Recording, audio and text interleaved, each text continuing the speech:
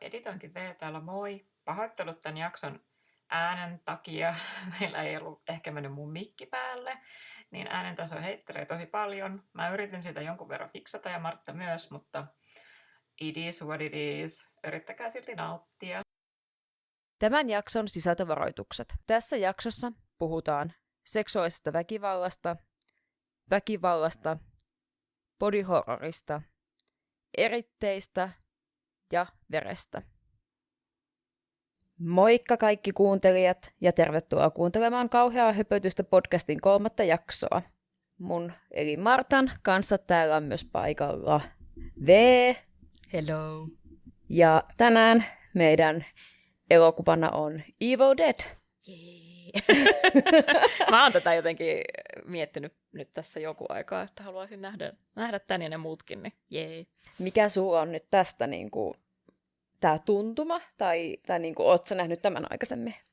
En ole nähnyt. Ja Okei. siis mä vaan tiedän tästä juttuja, kun mä oon pelannut sitä Evil Dead Asymmetrical, semmoista horror multiplayer-peliä. Niin sit mä vaan tiedän ne hahmot ja sit tiedän, että leffoja on useampi. Ja that's about it.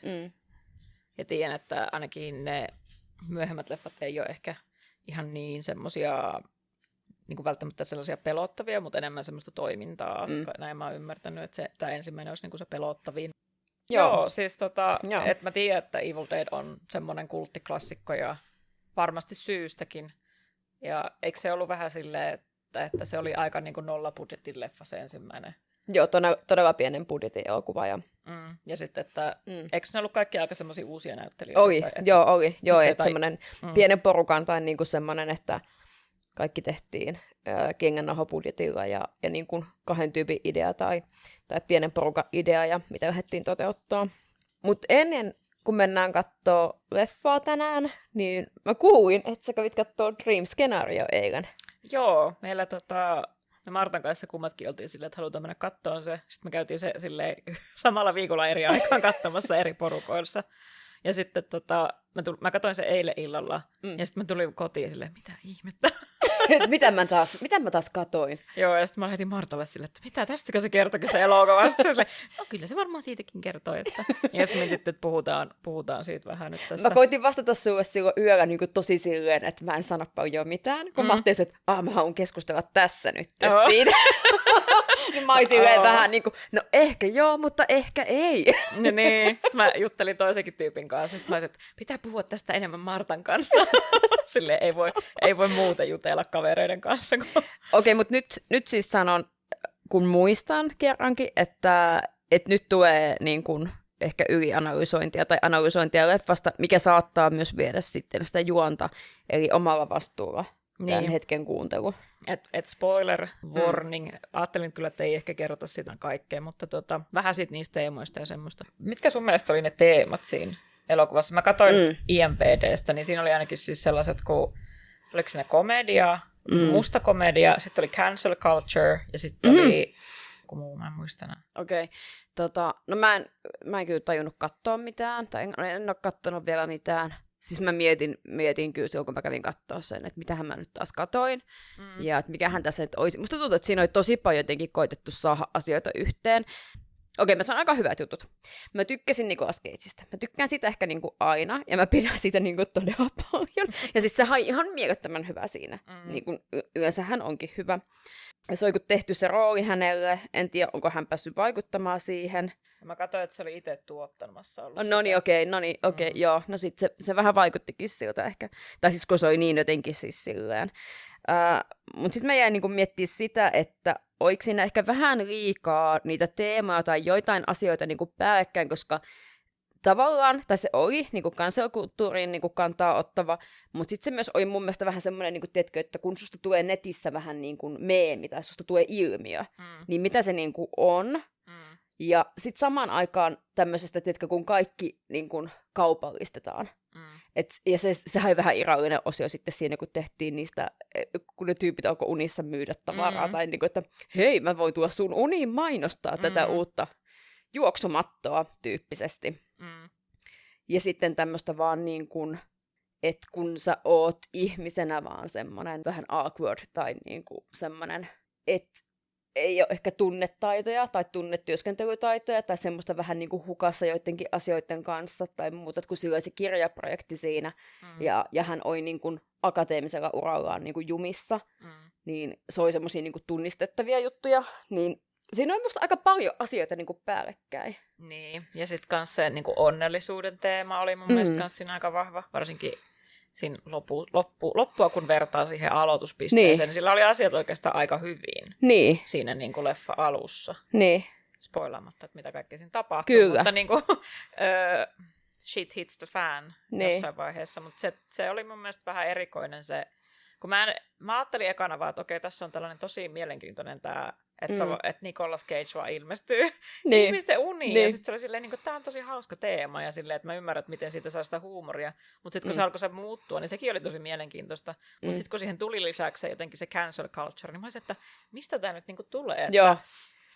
Että yrittääkö ne sanoa jotenkin, että cancel-kulttuuri olisi sellaista, että ihmiset ei oikeasti tehnyt mitään. Että se on vähän niin kuin kuvitelmaa.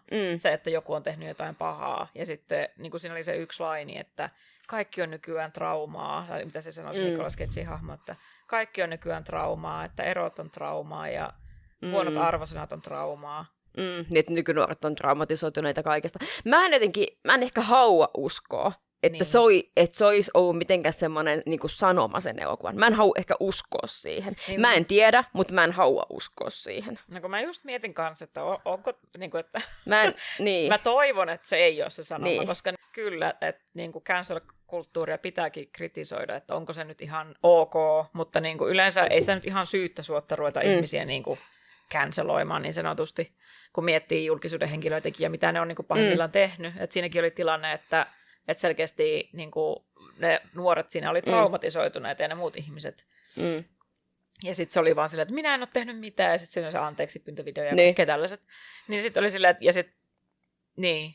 että se jotenkin, että miten sitä käsiteltiin, oli tosi erikoinen. Että mikä tässä on nyt se, niin kuin se näkökulma, että yritetäänkö tässä nyt sanoa, että ihmisiä turhaan canceloidaan, ja jotenkin, että siitä tulee semmoinen ajojahti, vai että tämä on vaan outo juttu. Mun mielestä siinä on ehkä niin kuin, tai mä itse ajattelin sitä just semmoisena vähän niin kuin lähdekriittisyytenä, että jengi ei niin kuin miettinyt, että okei, että tämä on niin kuin tämä, mikä mulla on tunne, ja miten mä koin tämän, mutta sitten se, että hei, tämä ei muuten ole totta. Tämä ei muuten unta. Niin just toi, että niinku se todellisuuden taju, että siinähän sitä varmaan, tai sehän se oli vähän niin kuin se pointti siinä, että miten se niinku kommunikoi ihmisten kanssa, että mikä on totta ja ei, että sekin se nuori nainen, mikä siinä oli, ja se niiden suhde, niin sehän ei ollut sellainen oikeasti, kuin mitä se oli sen unissa, fantasioissa, että just, että ihmisistä voi, niinku, vaikka just julkisuuden henkilöistä voi tulla sellaisia fantasian kohteita, vaikka ne on vaan olemassa. Kyllä. Että vaikka ne ei ole missään tekemisessä, niin kuin semmoinen niin parasosiaalinen semmoinen kokemus, että on vaikka rakastunut johonkuhun, vaikka koskaan tavannut niin, sitä. Kyllä. Tällaista, että kyllähän siinä sellainen aspekti oli. Niin. Mutta ja tykkäsin visuaalisesti, että siinä oli tosi, varsinkin ne oli jotenkin tosi hauskoja ne unikohtaukset. Joo. Ja pelottaviakin osa, että ne oli tosi hienosti tehtyjä, ja sitten kaikki ne leijumiset ja kaikki sellaiset, että ne oli tosi cooleja. Mutta se oli kyllä puhtaasti silloin, kun alkoi katsoa sitä leffaa, tai kun sain tietää siitä, niin se oli silleen, että Nicolas Cage ilmestyi sun uniin. Mä olin silleen, että you son of a bitch, I'm in. Et siis silleen, mä olin vaan silleen, kuulostaa hyvältä, tässä mun rahat, antakaa mulle lippu. Ja sitten kun mäkin luin, että joku kauhukomedia, jossa on Nicolas Cage, niin mä olin se, että okei. Joo. Kuulostaa hyvältä. Ja myöskin se, että Night Visions näytti sen viime syksynä.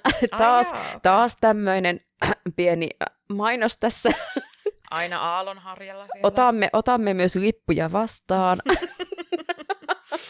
Mutta se, ja mä olin yllättynyt, että sit Ari Aster oli siinä niinku tuottamassa ollut kans sitä. Se nimi tuli siinä lopussa. Mä olin silleen, hetkinen, siis Ari Aster. Joo. Mutta se on varmaan, vois kuvitella, että se on ollut just nimenomaan niitä kauhujuttuja ja sitä teemoja siihen. Mutta eikö tää, nyt mä menisin sanoa, että eikö tää ohjaaja ole aika niinku tuntematon vielä, kuka tän teki, mutta se onkin niin tuntematon, että mä en enää muista, mikä sen nimi on. Se kuulosti norjalaiselta, se oli joku. Hän on tehnyt aikaisemmin jo jotain, mitä mä en kattonut muistaakseni, mutta mä en nyt muista hänen nimeä. Katsotaanpas. Mä olin ylipäätään yllättynyt siitä siitä kompusta, mitä mä katsoin just sieltä IMDb:stä, että sekä Nicolas Cage että Ari Aster on ollut tuottamassa sitä. No kun mun mielestä se Ari Aster on vähän ollut siinä niinku kyllä silleen vähän niinku nimenä myöskin, että siis se on varmasti ollut niinku silleen, että hei hyvä prokkis, lähden mukaan, mutta siis silleen niinku, että tämä on varmasti saanut myös näkyvyyttä hänen sen ansiostaan. Semmoinen kuin Christopher Borkley. Joka on tehnyt viimeksi.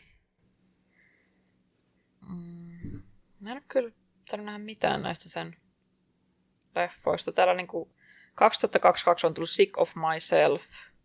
2017 Trip. Ei kuulosta tutulta. Mun mielestä toi Sick of Myself oli kans niin kuin semmoinen musta komedia tyyppinen. Okei.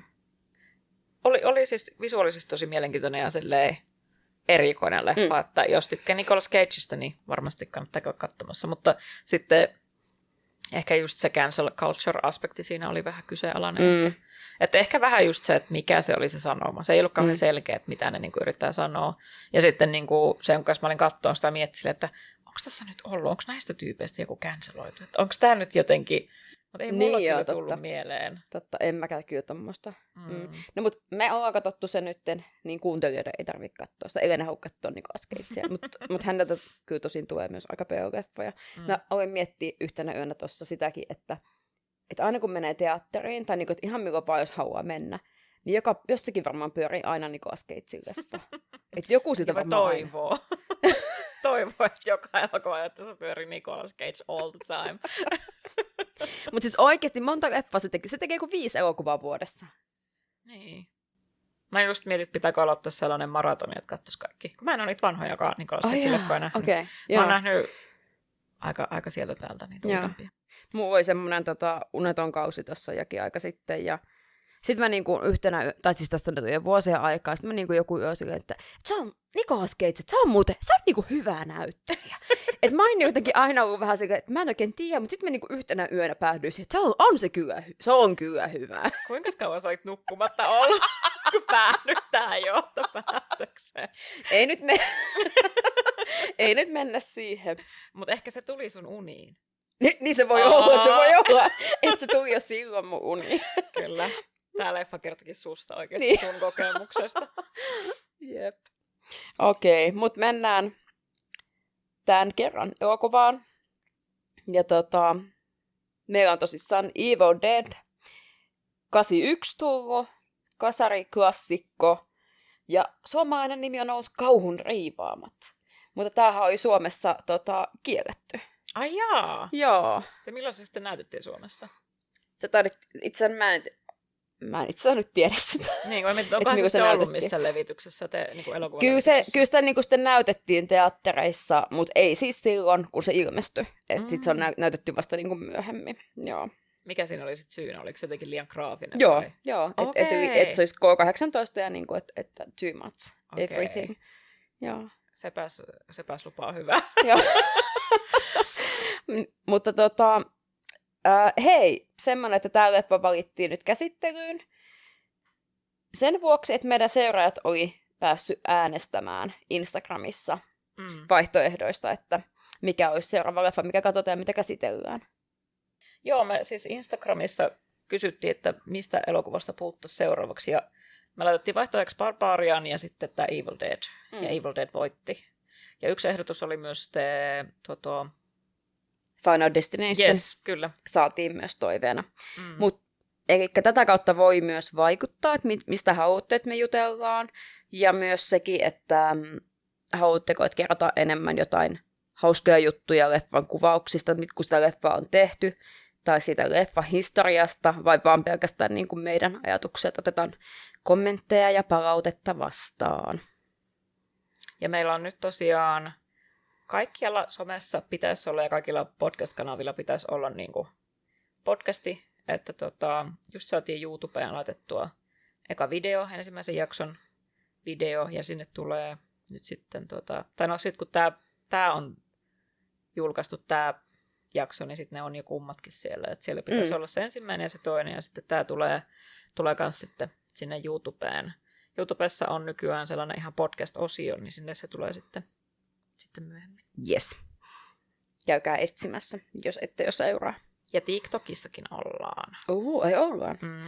Sinne tulee hassun hauskoja TikTokkeja Martasta pelaamassa. Voi vittu. Syvä huokaus. Ne on varmasti hienoja. Okei. No mulla on vaan yksi kysymys sulle.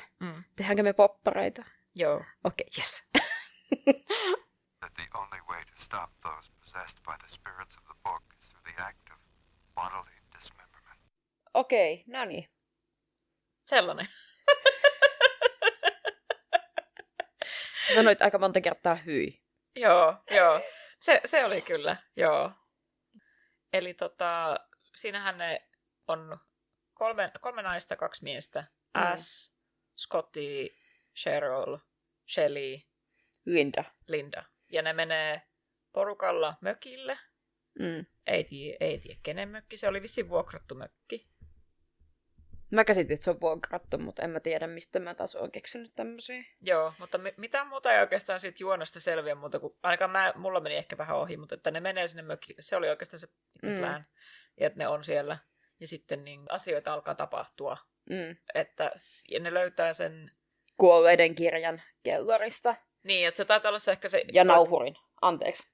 Niin, että se taitaa mennä silleen, että ne menee sinne mökille, sitten ne menee kellariin, tai se Scotty menee kellariin, ja sitten ne löytää sitä kamaa sieltä, ja sitten ne rupeaa tutkimaan sitä kamaa, ja sitten alkaa asioita tapahtua. Niin. Ja sitten se oikeastaan lopuu missä vaiheessa asioiden tapahtuminen. Että siinäpä se leffa oikeastaan onkin pääpiirteiltään. Ja hyvin tämmöinen klassinen juoni. Ja se vaan, niin kuin, että siinähän tapahtuu tosi paljon, niin kuin mä sanoinkin sulle äsken tuossa, kun katsottiin, että toihan on tosi niin kuin, että tapahtuu. Että ei hirveästi ole semmosia, niin kuin, missä pohdittaisiin syitä tai muuta, tai niin kuin mietittäisiin tekemisiään, tai vaan niin kuin pelkkää actionia alusta loppuun. Et ei ole semmoista niin kuin turhaakaan myös tossa. No joo, tää on niin kuin hyvä kontrasti tuolle mana-ajalle, joka kesti kuitenkin, mitä onko se 2,5 tuntia, vai paljon se kesti se mana-aja? Jotain sellaista, jotain sellaista. Pitkä se oli, joo. Niin, että siinä oli silleen, pohjustettiin, ei hirveästi kuitenkaan kerrottu, mutta hahmoja pohjustettiin tosi pitkältä ja silleen. Tässä oli silleen, että no, mikähän ton nimi edes oli, niin. Ei erityisesti esitelty hahmoja muuta kuin ehkä vähän, että tämä on nyt tämän kanssa, että Ash seurustelee Lindan kanssa. Ja sitten ihan lopussa vasta selvisi, että se Cheryl on sen Ashin sisko. Ja sitten Scotty ehkä oli sen toisen kanssa, vai oliko se vaan kaveri? Oli se mun mielestä sen kanssa, kun eikö ne nehän käymässä nukkumaan ja ne jotakin, olisiko, mä oon tossa, keksiks mä omiani? Ja noin myös nukkuu ainakin kimpassa tai niinku halaa jotain siinä toisiaan. Niin, eikö ne vaihtanut jotain vaatteita tai vaihto. Jotain? Joo, siinä oli boobs. Mä just tajusin. Boobs count oli 3. Joo. Mut hetkinen, kolme niin kuin niin se on yksi pari ja sitten yksi yksittäinen. Okei, joo, tarkennus. Tää on niinku tärkeetä. Siis tossa kyllä niinku tapahtui tosi paljon. Se alkoi jopa vähän väsyttää, kun sitä oli niin paljon. Että huomasi, että vähän niinku alkoi herpaantua se keskittyminen siihen. Joo, toi on niinku mitä mä mietin tossa, että niinku edelleen sitä pelottavuutta. Olihan toi niinku tavallaan semmoinen ehkä intensiivinen, kun ton näki ekan kerran, mutta et jotenkin ikävä sanoa näin, mutta se ei niinku enää ole jotenkin, se pelottavuus ei ole niinku pitänyt otteessaan, vaikka mulla onkin niinku yksi maailman varmaan parhaimmista mielikuvituksista ja mä pelkään niinku aivan kaikkea koko ajan. Mutta niinku tavallaan, että se on vaan niinku, niin, ei se enää niinku silleen toimi. Eikä tule semmoista, niinku, tiedätkö, että mitenhän tuolla nyt käy tässä.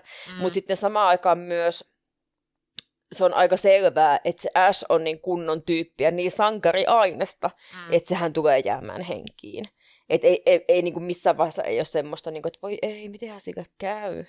No mulla kyllä, mä vähän mietin, kun kyllä mä niin kuin tiedän, että Ash on niissä muissakin leffoissa, niin mä ajattelin, että no jos joku näistä selviää, niin varmaan Ash. Mutta se oli sen takia, kun mä oon niin kuin tiedän just sen pelin kyllä. Ja silleen.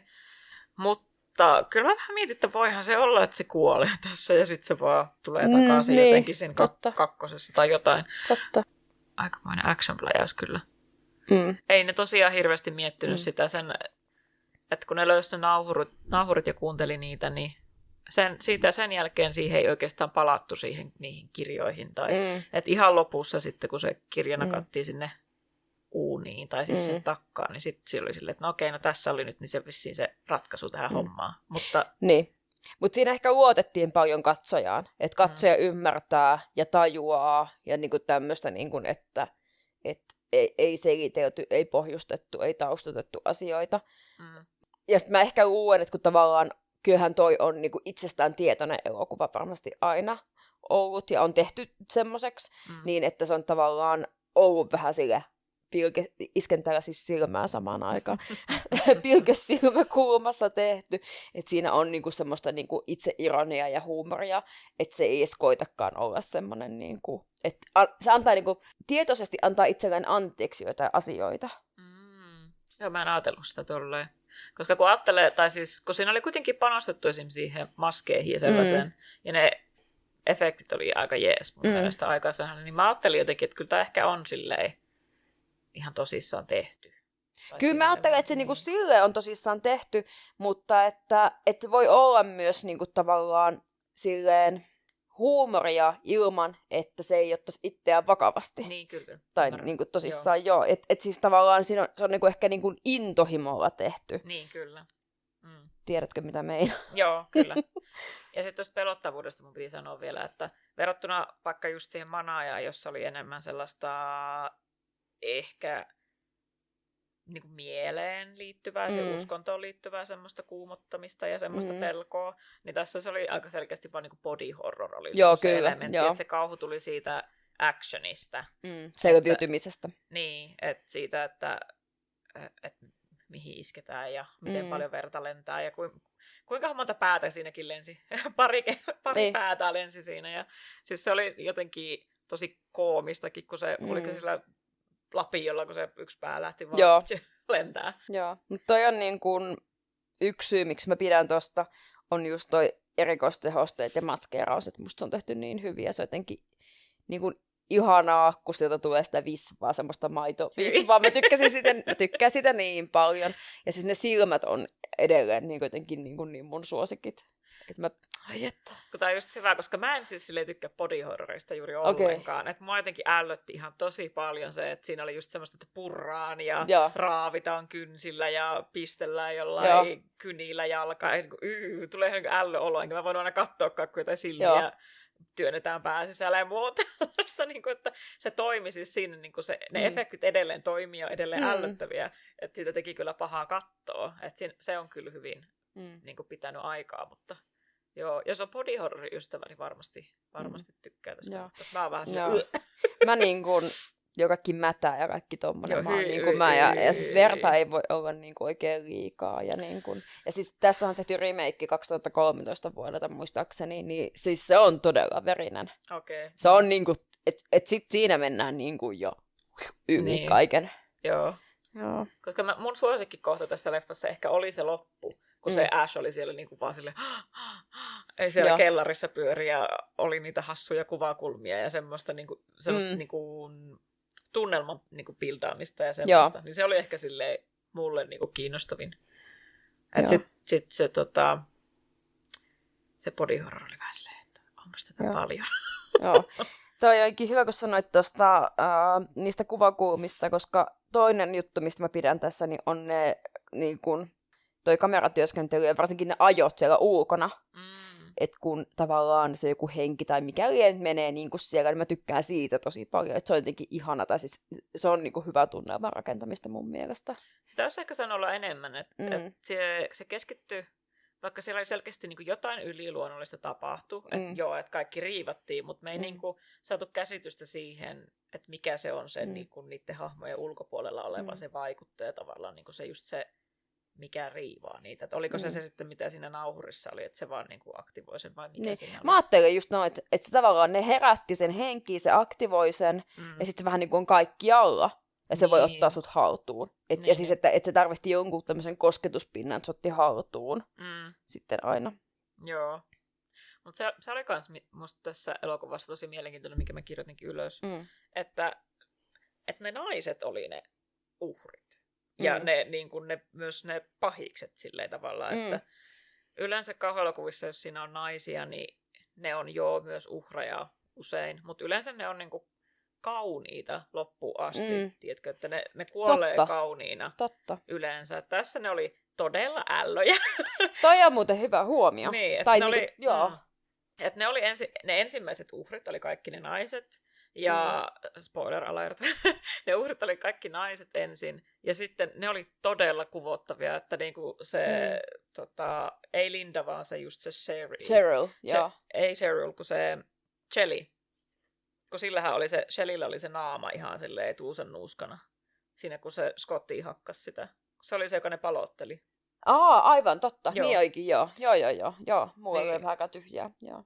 Mutta se Shelley oli tosiaan aika pitkään pyöri siinä, Scottin kanssa tappeli siinä, niin se oli koko ajan vaan meni ällöttävämmäksi.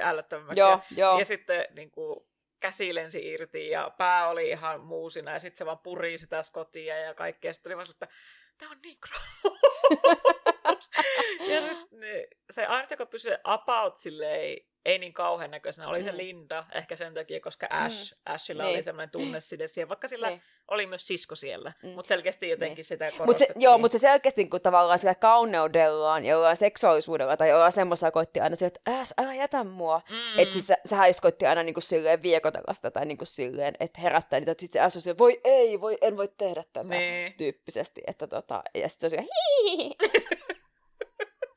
Se oli musta kans mielenkiintoista tässä, mä kirjoitin tämmöistä listaa vähän tässä, että miten näitä hahmoja on kuvattu. Niin Ash oli silleen tunteellinen, ja sitä tunteellisuutta kuvattiin oikeastaan vaan silleen, että minun tyttöystäväni on nyt riivattu. Ja sitten se aina katteli sitä korvaa, että nyt se on riivattu, voi kamala. En minä voi nyt sille tehdä mitään. Ja sitten se auttoi myös sitä sen siskoa heti alussa, että se oli, että okei, että mä vien sut pois täältä, mutta se ei onnistunut. Ja Scotti oli vaan sellainen ärsyttävä ja semmoinen, että se on kusipää. Niin, semmoinen just, että ei minua naiset kiinnosta, että sinun tyttöystävähän se on ja näin. Että lähdetään me nyt täältä. Lähdetään nyt täältä ja jätetään toi tuonne kellariin tyyppisesti. Niin, että minä ainakin lähden täältä, että sinä voit jäädä tänne, jos haluat. Mutta sitten ne naishahmot, niin niistä ei kyllä oikein saa minkäänlaista ei niissä ole oikein mitään kosketuspintaa. Että Cheryl oli ainut, jolla oli jonkinlainen persona. Ja sekin oli sen takia, että se lähti haahuilemaan sinne metsään. Ja sitten sillä oli se puu situation. Ja sitten ja sekin oli ehkä vaan sen takia pikkusen rakennettu, koska se oli sen Ashin sisko. Että se tavallaan se, että se oli joku, niin sitten sillä oli joku persona. Joo, 2013 siinä remakeissa, jos muistan oikein, hyvä, että mä en ole tarkistanut tätä, mutta kun nämä nyt on näitä, että enpä tiedä, tartutaan tähän, niin siinä tulee esille, tai siinä juonne on rakennettu se, että sillä on ollut huumeongelma. Että se on päihderiippuvainen, se Cheryl. Joo. Ja en nyt muista tarkalleen, miten se menee, kun on vaan ehkä kerran kattonut sen, kun se tuli. Niin, että siinä selkeästi koitettiin vähän jotenkin enemmän rakentaa sitä ehkä, että miksi se olisit se ensimmäinen uhri niistä, tai jotenkin tuoda tämmöistä. Mutta nythän on tosissaan noihan vähän paperista tehty noi hahmot tossa. Mutta mun mielestä toi oli mielenkiintoinen huomio toi, että ne uskallettiin tehdä rumiksi. Joo. Tai hirviöiksi, koska yleensähän siinä on just tommonen, että vaikka siitä tulisi niinku monster, niin se on kuitenkin niinku hyvän näköinen loppuun asti. Ja yleensä se, jos siinä on tuolla niinku pariskunta, että niinku se niinku tavallaan päähenkilö on se tyttöystävä, niin se voi olla yleensä se, että joko se selviää, tai sitten se niinku jotenkin aika nätisti kuolee, tai jotain sellaista, niinku, että silleen tosi tunteellisesti. Mutta tuossa tapahtui niin nopeasti se, että ne riivattiin, niin se oli vaan silleen, että menen toiseen huoneeseen ja nyt tyttöystäväni on riivattu. Että siinä ei paljon pohjustettu tai tullut semmoista, että voi ei, mitä nyt tapahtuu, että eihän minun tyttöystäväni tapahdu mitään, se vaan oli. Ja sitten silleen, että aha, no nyt pitää läpsi sinua ja nyt se kuolee. Koitahan nyt olla siinä. Niin. No mitä mieltä sä olit tästä puukohtauksesta? Nyt kuuntelijoille tiedoksi, jos ette muista, tai ette tiedä, niin tässä elokuvassa on siis semmoinen kohtaus, missä puu raiskaa tämän Cherylin. No oli vähän erikoinen, että mä puhuinkin siitä, että olihan se vähän turha, tai oli tosi turha kohtaus, mutta siinä oli sellainen, että se niinku kuvattiin kuitenkin niinku hyökkäyksenä. Olihan se silleen niinku seksillä myydään tässä nyt selkeästi, että Cherylillä on hankalaa tässä, ja hänen kimppuunsa on hyökätty, ja vaatteet repii, ja kaikkea tällaista. Mutta sitten se kuitenkin kuvattiin silleen, että, niin kuin, että täällä on nyt joku paha, että ottakaa tosissaan. Ja sitten se Ash otti sen niin kuin, tosissaan siinä mielessä ainakin, että se niin kuin, lähti viemään sitä pois. Mutta joo, erikoinen. Se oli myös hyvin silleen erikoinen. Se niin kuin, yhtään niin kuin, väheksymättä sitä kohtausta, tai niin kuin, että miltä se voi niin kuin, näyttää ja tuntuu. Mutta se, niin kuin, se, mikä se oksa siinä, tai siis se... Ai niin sitten kun tulee semmonen niin kuin kunnon halko. Niin. Et en mä tiedä, että niinku... Niin, mä mietin siis niinku... Että mikähän se oli niinku... Sä jotenkin sanoit tosta, että se oli niinku hyökkäys. Että tavallaan, joo, että mun mielestä se on niinku just tollaista, että mä en voi olla ajattelematta sitä, että onko tekijät miettinyt, että tää on niin raju juttu, niin että tämän kaikki muistaa tästä leffasta, tiedätkö? Niin. Että tavallaan niin kuin valitettavasti raiskausta käytetään semmosena, niin että sehän on niin traumaattinen ja niin paha asia, niin sitten sitä käytetään tommosena, ja sitten niin kuin jossain Game of Thronesissa sitä on käytetty semmosena, että nyt tämä naishahmo tästä voimaantuu. Että se on kokenut nyt niin pahan asian elämässään, että nyt se voi kasvaa hahmona ja henkilönä tässä näin. Niin, että se on niin kuin ollut vähän niin kuin semmoinen. Joo, mutta sitten siinä oli tosissaan sit se pölkky tulee sieltä tyyppisesti, että se oli niin kuin, mä mietin, että koitettiinko sillä vähän rikkoa niin kuin sitä. Niin. Että se ei ole niin vakava sitten. Mutta siis, oihan se niinku siis irrallinen. Mutta tästä herää kysymys, minkä takia sitä ei näytetty, mitä Scottille tapahtui? Niin! Mä olisin halunnut nähdä sen. Niin, musta tuntuu, että siinä on ihan vaan, että no, että nyt tää ei niinku sovi jotenkin rytmitykseen tai jotain tämän tyyppistä. Niin on varmasti ollut jo. Koska siinä huomasi myös sen, että näähän oli ihan aloittelijoita, kun ne teki tämän. Niin se alussa oli todella outo se rytmitys niissä leikkauksissa ja kaikessa. Tosi pitkiä kohtauksia, tosi pitkiä katseita ja kaikkea. Sitten oli vaan okei. Mutta sitten mitä enemmän siihen tuli sitten semmoista actionia, niin ne oli mun mielestä aika hyvin rytmitettyjä ja tosi nopeita. Että okei, mun mieleen ehkä se mässäily ja se oli ehkä pitkällistä, mutta joo, selkeästi ne on ollut silleen, että me tehdään nyt tämmöinen niin action-leppa. Ja se on niiden vahvuus tässä kyllä selkeästi, että ei paljon dialogia, en edes muista hirveästi dialogia koko leffasta muuta kuin, että nyt me lähdetään pois täältä ja nyt me ollaan täällä ja sepä siinä olikin. Tuossa mässäilyssä ehkä just niin kuin mun mielestä tulee ilmi se, että ne tavallaan on ollut sille vähän niin kuin, et siinä niin kuin se huumori justiinsa näkyy, että nousi, että annetaan mennä tää nyt ihan kunnolla niin kuin, lisää vaan löylyä. Niin kuin. Että siinä se tulee niin kuin esille. Mä haluaisin nyt nähdä kyllä ne muutkin. Joo. Voidaanko katsoa kaikki? Voidaan katsoa. Mutta mua kans kiinnostaa se, että mitä kaikkea niissä muissa on ja mitä siihen, koska käsittääkseni se peli, just mitä mä oon pelannut, niin siinä on niinku esim. Just niin puita. Ai on? Joo, jotka käy ihmisten kimppuun. Okei. Okay. Ja tämmöistä, että mutta tossahan ei ollut niinku tavallaan demoneita sit ollenkaan, mitä on käsittääkseni sit niissä myöhemmissä. Mutta tässä oli, mutta siinäkin on sitä niinku riivausta ja muuta tämmöistä. Mutta onko siinä pelissä niinku niitä demoneita ilman, että niinku tavallaan, että ne on ollut joku hahmo? Joo. Ai jaa, okei. Joo. Okei. Siinä niinku taistellaan sellaisia pahan armeijoita vastaan. Niin, no niin, Army of the Darkness, joo. Yes. Joo. Kyllä. Ja sitten se oli kans hauska, kun siinä pelissä, jos sun pelaajahahmotkin voi riivata, siis sellaista, jolla sä itsekin pelaat, voi riivata, niin sitten sä saat sun kaverin pois riivauksesta, niin sun pitää vaan hakata sitä. Niin mä olin sillä, että no rupeaks ne nyt vaan hakkaa niitä kavereita, ja sitten ne on ok, sitten ai ei, kun niitä pitää pilkkoa ne, aha okei, no niin. Ei tää nyt mennytkään ihan niin positiivisesti, kuin mä ajattelin. Että se on vaan sellainen niinku, vähän pieni ongelmat voi olla, että jos joku riivataan, mutta se ei niinku lopeta sitä peliä. Ja hauskaa tosiaan, että niinku, tässä oli pari juttua, mitä mietin. Että tässä oli myös tämmöinen kauhuelokuvatrooppi, tämä aamuun selviäminen, niin sehän oli myös tässä just se tavallaan kantava taustajuoni. Että me ei nyt voi lähteä täältä, meidän pitää selvitä aamuun. Niin tuli heti mieleen, niin kuin literaalisin nimessä on se Until Dawn. Se tiedät sä sen kauhupelin? Joo, tiedän. Joo.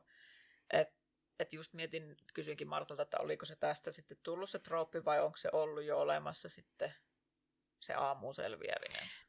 Niin, mun mielestä se on semmoinen niin jotenkin yleinen juttu, että kunhan niin kuin siihen pääsee, niin kaikki on sitten taas hyvin. Että tavallaan ne yön kauheudet jää sitten sinne. Tai sitten niin kuin se, että tavallaan pahoja asioita on tapahtunut yön aikana, ja sitten kun niin kuin alkaa tavallaan rauhoittua tai niistä on selvinnyt, niin sitten onkin jo aamu. Niin. Että se on vähän niin kuin sen tyyppinen. Ja hauskaa kans, mä en jotenkin, ehkä tästä on ollut puhetta, mutta että tää oli niin kuin Sam Raimin. Että ja sit mä mietin, että mitä se nyt onkaan tehnyt, niin joo, Spider-Manit on tehnyt. Ja on varmaan tehnyt ne muutkin Evil Deadit sitten. Vai onko joku muu ohjannut ne? On tehnyt, ja sitten se on niin kuin, oliko se tuottikohan se nyt sen, mikä tuli viime vuonna, Rise of Evil Dead, vai oliko Bruce Campbell tuottajana siinä, mutta kuitenkin on ollut mukana niissä. Ja hei, Evil Dead -musikaali on olemassa. Ai on? Joo. Voidaanko mennä kattoon? Joo, täytyy vaan etsiä, missä se menisi. Niin, pystyisikö se näkemään jostain? Huuis. Joo, nyt meidän pitää etsiä. Ja meidän pitää katsoa nyt nämä muut. Tämä meneekin se, että tämä on vaan Evil Dead podcast. Että me kaikki Evil Deadit ja kaikki sisältö ja kaikki pelit. Ja kuinka monta nyt leffojakin on? No ne jatko-osat ja sitten on nyt se uusin. Siis, ja sitten se remake. 3 on niinku noita, niinku tavallaan ne jatko-osat. 1 eli 2 jatko-osaa. Ja sitten on remake ja sitten on Rise of Evil Dead. Niin. Mun mielestä niitä on 5 vaan nyt. Katsottavaa on. Sanoin vaan, että vaan. Ihanaa, mutta joo, oli kiva, että viimein näin ton. Ja haluan nyt nähdä kyllä ne muutkin. Ja tykkäsit Deaditeista. Deadite, se on kyllä vaikea sana. Deadites. Se on niinku se demoni. Tai siis se on se, kun niinku muuttuu siksi möröksi. Niin se on niinku Deadite, joo. No, ehkä ulkonäköllisesti ne ei ollut silleen, ne oli aika ällöjä. Että niinku... Sehän on just jotenkin ihana niissä, kun ne on semmosia limasia. Vähän niinku semmosia, tiedätkö, niinku... Se visva on tässä niinku se. Niin, mä mehustelen täällä tätä visvaa. Hyi, mehustelet visvaa. Onko sulla meidän jakson nimi? Mehukasta visvaa. Mut siis, joo, mua taas just ällöttää tollaset ihan todella paljon, ja siksi mä olin tosi kuuledemon. Tiedätkö, kun kaikessa TikTokissa ja Instassa on niitä kaikkia semmosia, että on jotain mätää jossain haava. Ei. Mä katson vaan jotain siivous-TikTokkeja, jos on jotain ton tyyppistä, mutta niin nekin on vähän rajalla, että... Mulle voi laittaa sitten yksityisviestiä semmosia tuehtuneista haavoista kuvia. Hyi, nyt meidän sinne saakeli Instaan tulee vaan jotain private messageja, jossa on vaikka joitakin haavoja. Sitten minäkin näen ne. Ja myös kaikkea verijuttuja voi laittaa. Joo, ne on siis vaan Martalle. Älkää laittako sinne meidän yhteiseen podcast Instaan. Voitte Martalle laittaa privaa viestinä sitten. Mut joo, hei, ihanaa. Seuraavalla kerralla voitaisiin pelata Evil Dead-peliä, jonka nimi on siis vaan Evil Dead The Game. Siitä mä siis sen verran tiedän, että Ashillä on jossain vaiheessa sitten moottorisaha kätenä. Ja tunnistin jotain hahmoja elokuvasta sen pelin perusteella, että kyllä ne aika uskollisia ulkonäöllisesti on. Kiitos, kun kuuntelit meidän podcastia. Meidät voi löytää Instasta nimellä Kauhea Pod. Samalla nimellä löytää myös YouTubesta. TikTokissa ollaan kauhea.pod. Ja kaikissa podcast-alustoissa ollaan ihan Kauheaa höpötystä nimellä. Jos on toiveita, että mistä tehtäisiin jakso, mitä peliä käsiteltäisiin, mitä pelattaisiin siis ja näin, niin voi laittaa Instagramissa esimerkiksi viestiä. Meillä on myös sähköpostiosoite kauheapod@gmail.com. Jos ei halua somessa ottaa yhteyttä, niin sieltäkin saa yhteyden. Ja höpöttelemisiin. Moi moi!